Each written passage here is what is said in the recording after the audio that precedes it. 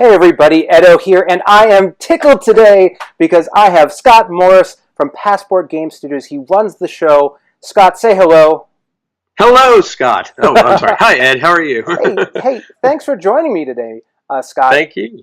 And just to start off, one of the things that I've been talking through with a lot of the guests that I've had in these Q&As is sort of their journey into gaming, right? I think there's so many winding paths into the game industry because it's really this hobbyist space that people get stuck thinking there's only one way, and there are so many different ways, and yours is super interesting. So just to start, can you take us through how you got into it?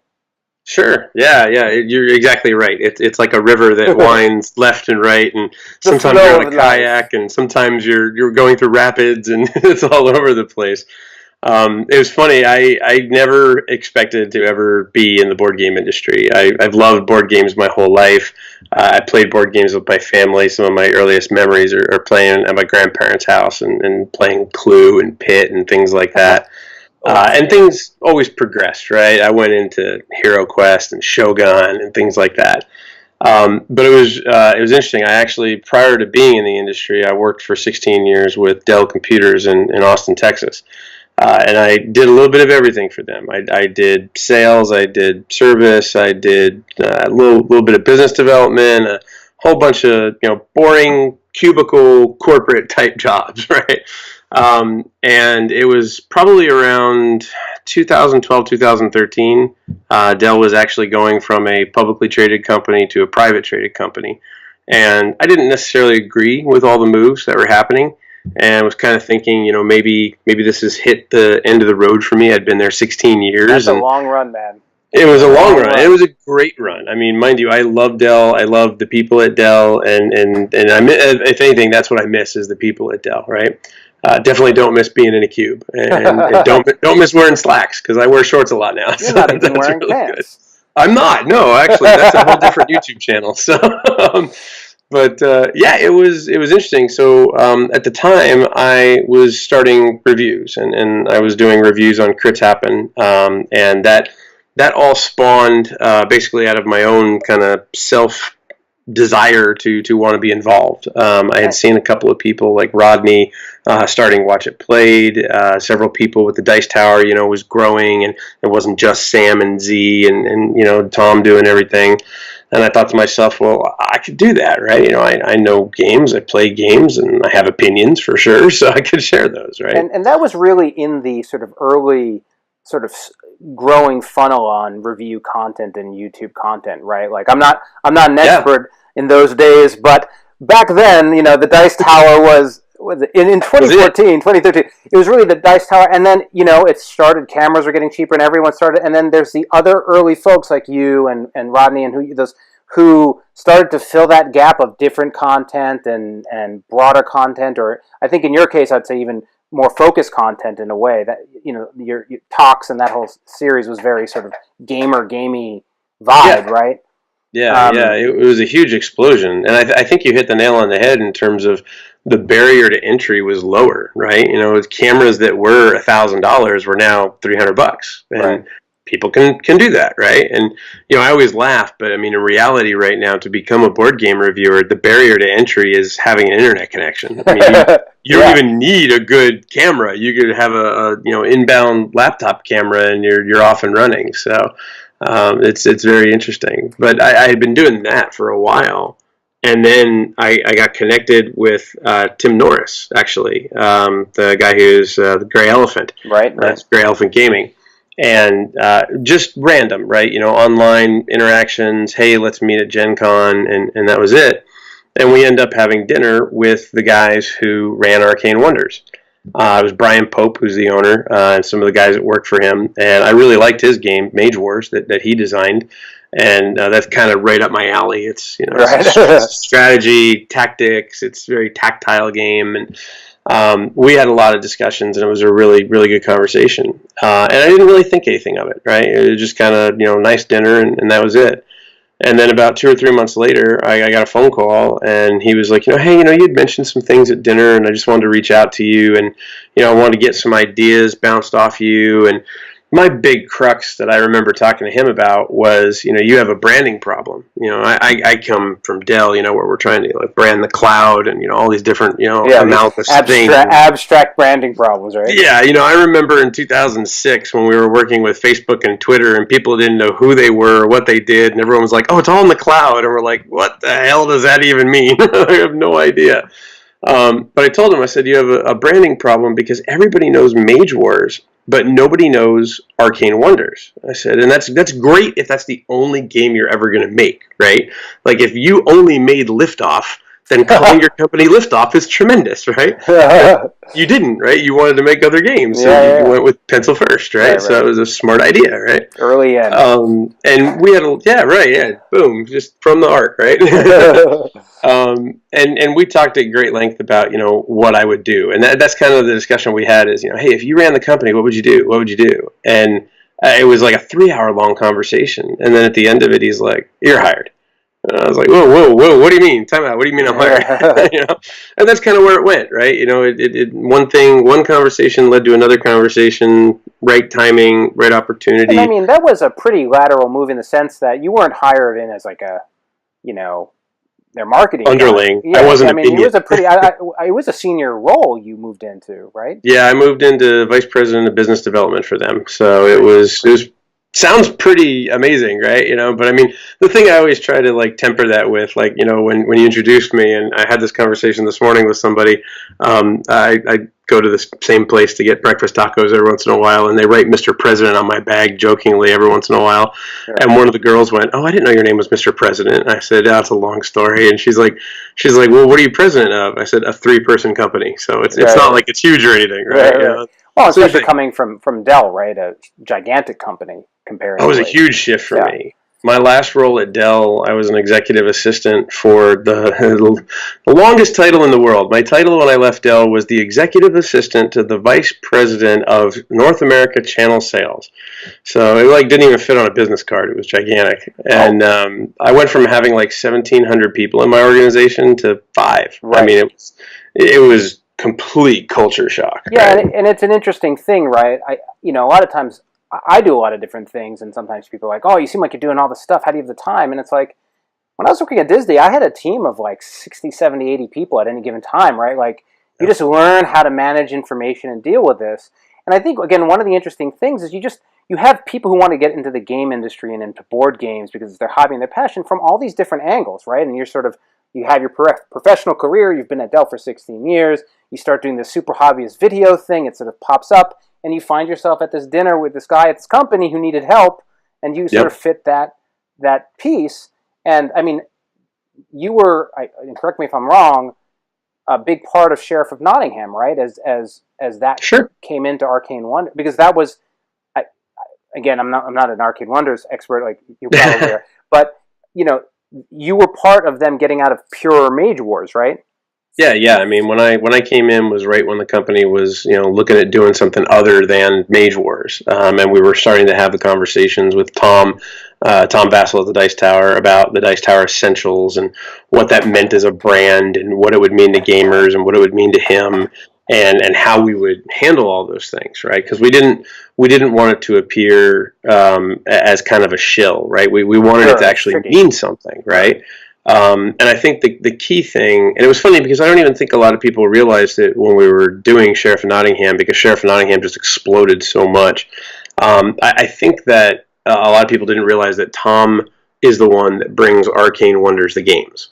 Every once in a while, Arcane Wonders will pitch a game to Tom and say, hey, we showed this game. Cool. But for the most part, they're games that Tom loves and he found somewhere. Like Sheriff of Nottingham was a game that was in Brazil that had been published 500 units, right? It was probably wasn't shipped there from a Kickstarter. No, not at all. Right? Yeah, and it was really kind of funny. And when we first looked at it, it was a game called Robin Hood. And it didn't really have anything to do with Robin Hood. And I remember the bad guy in this one. yeah, it was funny. I remember Brian actually saying in one of the kind of development meetings, he's like, "This game isn't about Robin. It's really all about the sheriff." And we were like, "Well, then let's just make it the sheriff." And we're like, "Yeah, let's dump Robin Hood completely, right?" So it was, and you have that really spectacular beautiful / grotesque box art, right, of the sheriff, right? Yeah, the guy that did the art for that was really, Stellar, really man. good. Yeah, he's a video game artist, and he we paid a little more for that, but it was well worth it. And quite frankly, Brian did a massive amount of development on the game personally. I mean, he's very involved, from his side as being owner of the company, and he's relentless. He wants to make sure that the games that he puts forward are the best games possible, and that's a challenge sometimes because there's so much work to do to get him that way. But he's tireless in terms of making sure he gets the right stuff, and it works. Right? And it shows, yeah, absolutely. Yeah. And so, but then there's some point where, and I don't think you transitioned from that to Passport, right? That's the next step, or is there? Yeah, that was the next step. Yeah, so I had been with Brian almost 2 years, and we were doing great, right? Sheriff Nottingham had done like 100,000+ units in the first year, and it was phenomenal. I venture to say it's become an evergreen for them and done extremely well. That has led them to other successes like Onitama and things like that. But I'm a person, like if you go back and dissect my career at Dell, I was there for 16 years and I had 8 different jobs. And basically every 2 years, I was looking to take the next step and looking to do something more. I'm not a very complacent person. I like to challenge myself, and I like to always ask myself, okay, we did this, that's good, this is the goal, we achieved it, but what's next, right? How can we... Where's the next line? Right.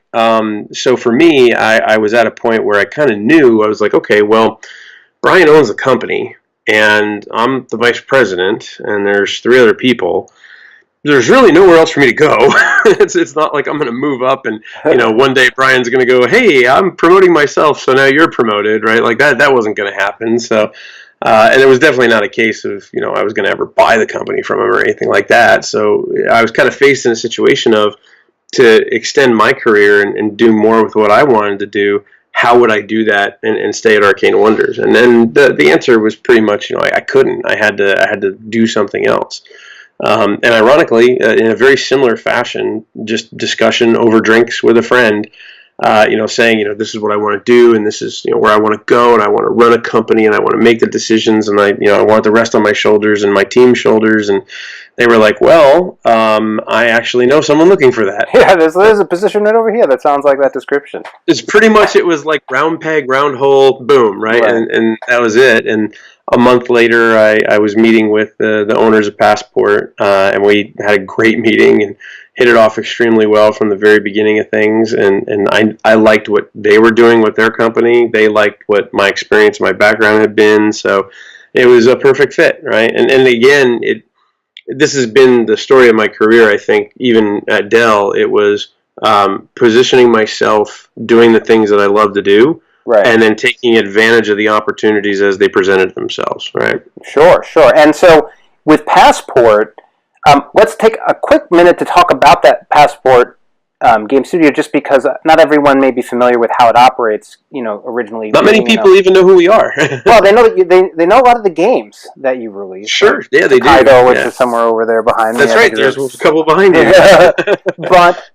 but also because I want to sort of also shift to getting some advice for people who are pitching, designers who want games to get picked up, because I know you see that all the time. But at Passport, with the name, right, this was this idea of getting games that are big in Europe or other countries, right, and bringing them to the United States, essentially, right? Hence the name Passport. Yeah, that's the way it all started. It was a modest attempt, starting a small company, basically saying, hey, there are great games all over the world, and some of them don't make it to America, so let's find a way to do that. And it exploded from there, right? Takedo was one of the first games that the company signed on with FunForge, and Takedo is easily an evergreen. I mean, we sell multiple thousands of units of that thing every year. And it's a great game. Yeah, it's there's many people that have told me it's like playing a work of art, right? And we kind of pride ourselves on that, and to be as transparent as possible, we really had nothing to do with that, right? That's all FunForge. Well, you brought it to the States. Right, yeah, we worked with them.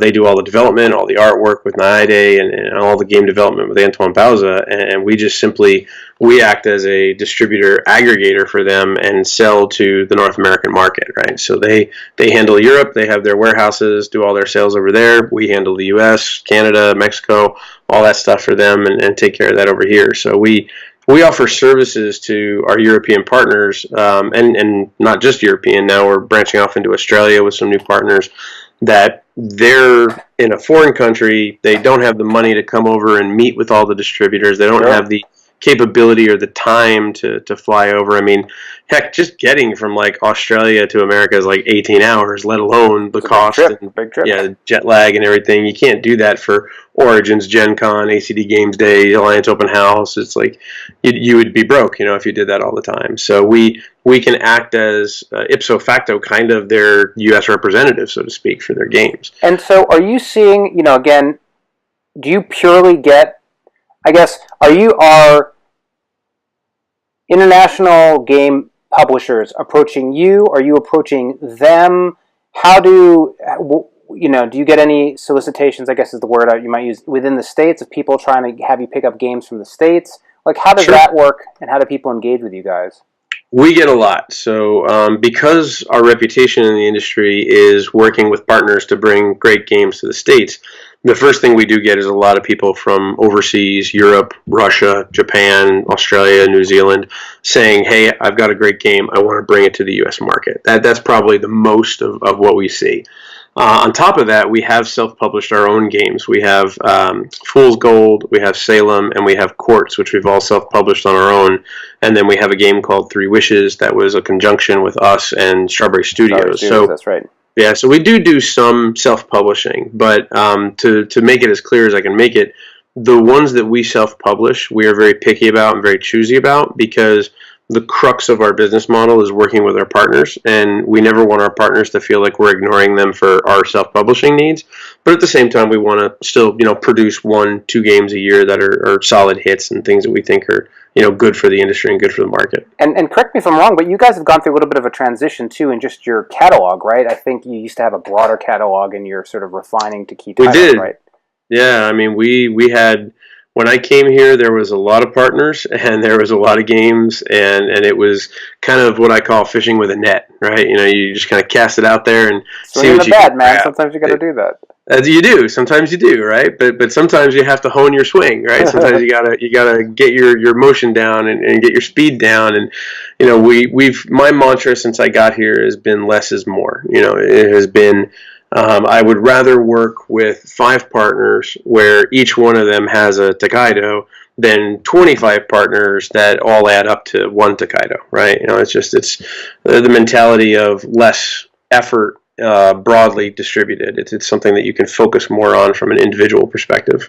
So I think my audience is mostly from the United States. Perhaps not. I mean, I certainly have. With the league and in general, I'm sure there's a Canadian or two that watches you. Just generally, since I know you get a lot of pitches and people coming up to you, yep. What are the 3 do's, the 3 don'ts? What are the key things you think people should keep in mind when they are approaching a publisher of any type with this stuff? Yeah, it kind of fits in the same bucket whether you're a designer trying to pitch a game design to us or whether you're a publisher who has a game that they've already designed that they want us to kind of promote and work with. The first thing is really it's all about relationships and networking, and a lot of people don't understand that. A lot of people, back to that comment of fishing with a net, there's a lot of designers that will go, and I've seen this from booth to booth to booth, almost like they're knocking on doors, right? Like you're the vacuum salesman and you're like, hey, I'm here and I want to sell you something and I got this great game. Can you check it out? And I don't know who they are. I have no idea who they are. And better than anybody, when you are working with a designer, it's a partnership, right? Sure. It's they have created something. And I feel that a board game design is an extension of expression of yourself. And they have created something that they've put their heart and they've put their time into. And for the first interaction to be, hey, I've got a great game to show you, everybody in the room thinks that their game is great, right? No one's baby is ugly, right? No one ever says that. So everyone immediately comes up and is like, hey, I got this great game to show you. Rather, the thing that I actually look for, and I've been very impressed by 2 or 3 people who have used this tactic when they've come into our booth just completely dry, is, hey, I'm a game designer and I have several games in motion right now. I'm curious what you're looking for. Sure. Like, is there something you're looking for in your catalog specifically that isn't there right now, or are you trying to fill a hole right now? That shows me that they're very in tune with the business of board gaming just in general, right? Because quite frankly, you could have the greatest, like, 4X werewolf mermaid set collection real-time dice rolling game in the world, but it may not be what I want for Passport at all, right? And I think there was something really nuanced in what you said I want to highlight, which is I actually think a lot of people hear, hey, don't just pitch to everyone, look at their catalogs and try to pitch to companies that you think will or make games like the ones you want to pitch. But what I think you said, which I would just add to that, is even once you've identified, hey, Passport would be a great fit, or hey, I don't know, Indie Board and Game or whoever is going to be a great fit. Sure. That doesn't mean you should just go up to them and say, this game's a great fit for you. Like, right, just in that sort of marketing sales, like that reach out to it's like, sell me your pen. And the first thing you say is not, this is the pen you want, is, hey, how do you write? What are you looking for? What do you need to write? Yeah. What do you need to write? What's your day like? And that sort of opens up the listener to wanting to hear and wanting to discuss, and then they're more receptive. So that's like sales 101 type of stuff. Yeah, but a great salesman solves problems, right? So while a game designer is not necessarily a salesman or a saleswoman, in that way they are, right? In that way they are, right? Exactly. So, and it's also good to know that you could find someone that you think is a good fit for your game. You could have a great example. You could have a very small, like 10, 15-minute card game that you say to yourself, hey, this would fit in like AEG's wheelhouse, and this would be great in their 5-minute fun and something like that. It doesn't necessarily mean that they're looking for anything in that 5-minute fun, right? I mean, it's the same thing with any company, right? Just like you said about selling your pen. It's good to know who you're pitching to. I actually remember the very first speed dating or speed gaming event that I ever went to was in Origins of 2014. And a gentleman by the name of Ben, who was a designer, all these tables were set up and all these things were going on, and it's like 10 minutes at each table, so you can only get so much.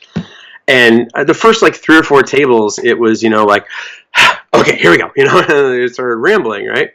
And then I sat down at Ben's table, and he's wearing a suit and a tie, which already I was like, okay, this is not like anyone else in the room, right? The James Hudson approach. Right, very much the James Hudson approach, right? He didn't have as thick of a beard, but yeah. But he looks at me, and he looks at my badge, and he said, Scott, you're Vice President of Arcane Wonders. And I was like, yes. And he reaches into his bag, and he pulls out a pamphlet. And I expected it to fully be about the game and be a sell sheet for the game or something like that. The first page was my logo, and it was the Arcane Wonders logo with my name on it, so it was personalized for me. And then the second page was a brief paragraph that was an introduction about him and how he came upon the game design, and the second paragraph was why he felt the game would be good in our catalog. And I told him, I said, I'm not even turning the page. Go, we're ready, right? I mean, I was ready to have a conversation with that kind of person that put in the work for something like that, right? No, that's good. I still think when I interview people for a professional job, sometimes when they're little, there's a line between like informed and creepy. You got to be careful with at some point where they're like, right. I see that you do all this on your spare time. It's like, research the company, not me so much. That's right. Okay, but so that's the approach, right? And then so you're talking about it, or you're looking at their game, or so what? What are some other thoughts you have? Some of the big things is being open. There's a lot of people that will come to us with a design, and they have to have it a certain way, right? They know this is the theme, they know this is the story, they know this is what the experience they want the players to have with their game, and sometimes that's very good. But sometimes there are things that we either know is in demand from talking with our distribution partners, Sure. or talking with the retailers that the designers may not know about, right? We have, for example, a council of I'm not gonna say how many, but it's more than a dozen. We have a council of retailers that we will pitch ideas to, right? Hey, we're coming up with this game, and this is the design of the box. We want to get your feedback on it, or this is the design and the functionality of our next game. We want to get your feedback on it. It's kind of like the trusted advisor, so to speak, for the king, right? And a lot of designers don't have that. They may have their local store and their local group, but they don't have, if I'm in Texas, the odds of me having a store connection in New York and California and Wisconsin, it's not there usually, right? And being open to understanding that when a publisher makes a suggestion, it's not that we're suggesting it because we don't like your ideas. It's that we're suggesting it because there might be something that can be capitalized on in the market, right? There might be a trend happening in general, consumer entertainment that we want to take advantage of. And that's a very broad statement. I mean, I'm not saying like, hey, let's make Fidget Spinner the game, right, or something like that, but which very well may be under production right now. I have no idea. And I think that's also important. I remember in my response, I did a response video to something that the Dice Tower did about things designers need to stop doing, and one of the points was just that. I remember that. Yeah. Well, I wanted to do a thing that top 10 list of things reviewers need to stop doing. Yeah, that's okay. But, a whole other story. But designers have a lot of control, but there's this relationship between game and product, and the publisher's on the product side, and they're driving a lot of the conversation, and it's that connection. Right? Most designers probably don't have two different clocks on their wall behind them, right? I have three. Yeah. There's only two on camera, but some three, right? Like you got different priorities if you need to know the time across the world, right? That's right. And the other thing that rang true is on that relationship side, right? That openness just speaks to this idea, especially if you're an early designer, you sort of think of it as, okay, well, I get the design to the publisher, and that's like the thing. But the journey, and it's different for a large publisher versus a Kickstarter publisher, but you're going to be working with this designer a lot. And unless the design is so stellar, you're just like, I'm going to print money as soon as I get. Sure. It's going to be a back and forth, and how people handle feedback and discussions and being able to have a conversation adds to comfort, and it's a relationship. It's somebody you're going to be working with, hopefully not on one game, but on multiple games, right? Yeah, I mean, there's a game that we have under development right now. I can't say who it's with or what it is, but I played a copy of it at Dice Tower Con, and a very, very good and trusted friend of mine exploded on me. He was like, "Whoa, dude, you cannot make this game. Like, you back away from this thing. Like, there's so many problems. Here's what's going on." And I was like, "Whoa!" I was shocked because so many other people had loved the game, but at the same time, I was like, okay, I gotta put the screen up, and I gotta be like, okay, what was wrong, right? Like, give me your feedback. What didn't click for you? What didn't work for you? And there are a lot of people, both on the publisher side and the designer side. It's just human nature, right? You don't want to be told your baby's ugly. But at the same time, if you can be told how to make it better, that's a good thing, right? Sure. You probably know better than anybody in all the games that are over your left-hand shoulder there.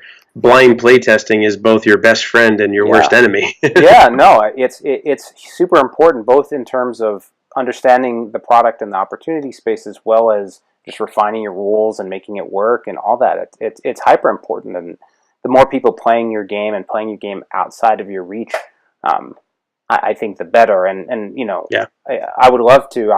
I'm building up groups, not that are sort of part of Pencil First Games, but groups of people that, just like your council of retailers, but more like council of players who can provide some of that thought and feedback. And actually, so we're coming on about 30 minutes, so I'm going to close it out. But one last question, I think. So that was sort of designer centric, but you're in this world with all these different publishers, and you see these Kickstarter indie publishers, right? They're popping up all over the place. Develop those damn Pencil First Game guys. Well, but they're all different. Some are just the one person in their game, and they keep making it. Some are trying to grow bigger. They're all doing different things.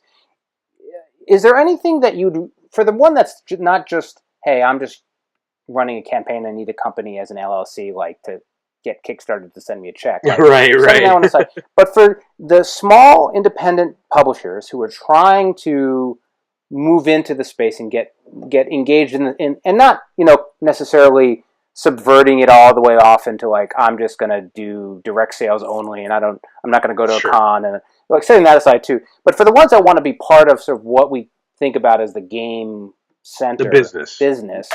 Yeah. What thought or advice would you give to those groups? The biggest thing I would tell them is know what you want your company to become. That's a lot harder to figure out than it is easier to say, because I still don't know, man. Most people are like, I just want to make games, right? I want to make board games, and that's great, right? That's the foundation, right? But what do you want your company to represent? How do you want your company to impact the industry? Do you view other companies as competitors, or do you view them as kind of co-conspirators, so to speak, in the industry? I'm a big believer that when the water rises, all boats float. And I know that that's kind of an old adage and some people don't like it very much, but the reality is that, I'll give you a great example. One of the games that I have given away more than any other game is Love Letter.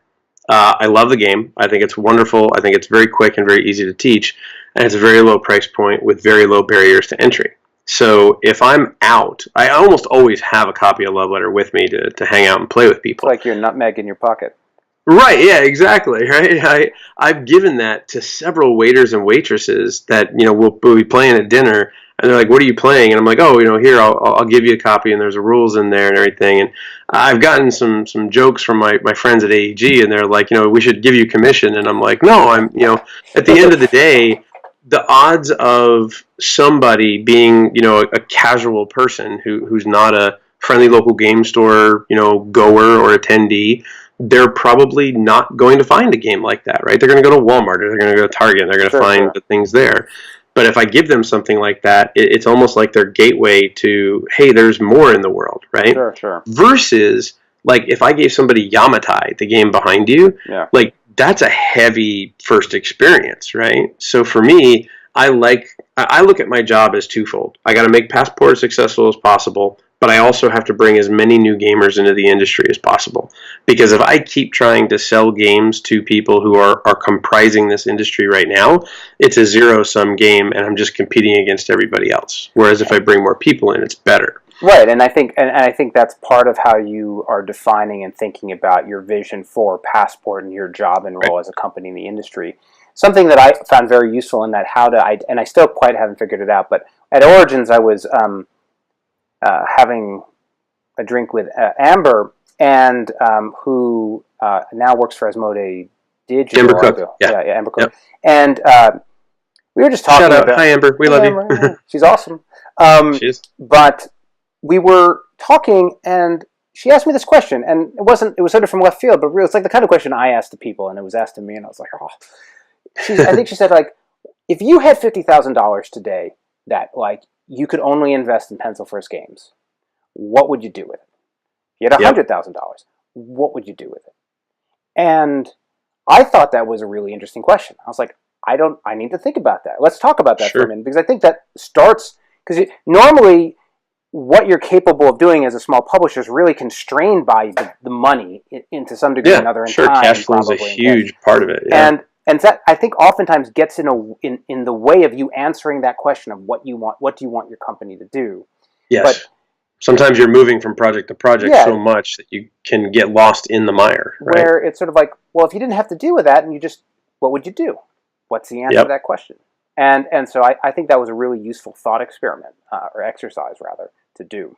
I'll give you a great example of somebody who I think is a small publisher who is doing things really, really well, and that's Ryan Lockett at Red Raven Games. I think he's on like 12 now or 13 successful Kickstarters in a row. Mm-hmm. He works with PSI, and he gets his stuff into distribution and gets his stuff into retail. Mm-hmm. And that guy, like, honestly, he must have like vampire blood or voodoo or some kind of things, because A, he looks great, and he never looks exhausted or tired, yet he does everything, right? I mean, he's the artist, the designer, the graphics designer, the marketer, the salesman, that he pulls stuff into his garage. Like, the guy is the epitome of the one-man band, right? Even though I know he has, volunteers and some other people helping him, like his wife and things like that. But I think he knows what he wants his company to be. I remember being in a meeting with a couple of different publishers at PSI, and there were some big publishers there, and Ryan was there, and everyone's like, "Who's the kid?" Like no one knows who this guy is, right? No one could figure it out.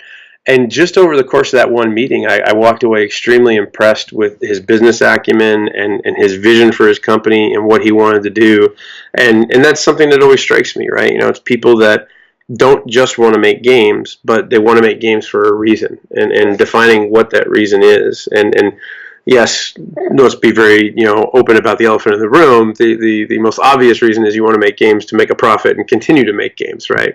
But once you achieve that, what's the kind of the next evolution and the next step? And totally. That's a challenge, right? Because like you said, as a small publisher, sometimes that journey could be a year. Sometimes that journey could be 5 years or 10 years, right? It's in business too, right? So it makes it challenging. It is. Yes, it is. So, but I suspect we could continue talking for quite a long time. We could, but we probably bore people, so that's okay. but thanks for the time and all the answers and talking about your journey and giving advice, and I found it fascinating. Hopefully everyone else does. I appreciate it. And yeah, if anybody has any questions, they can reach me through you, or they can reach me online, and I'm pretty much available anywhere that you see Passport Game Studios online, or my own personal Twitter is Crits Happen, so you can always hit me up there. And if anybody's got questions, I'm more than happy to help, because a couple of years ago I didn't know anything business-wise about the industry, and a lot of my stuff was asking questions and trial by fire. So I'm always happy to share. Yeah, and I'll attest to that. You've always been extremely helpful and happy to share. So thanks for being on, and yeah, thank you. Thanks everyone for watching. Make some great games.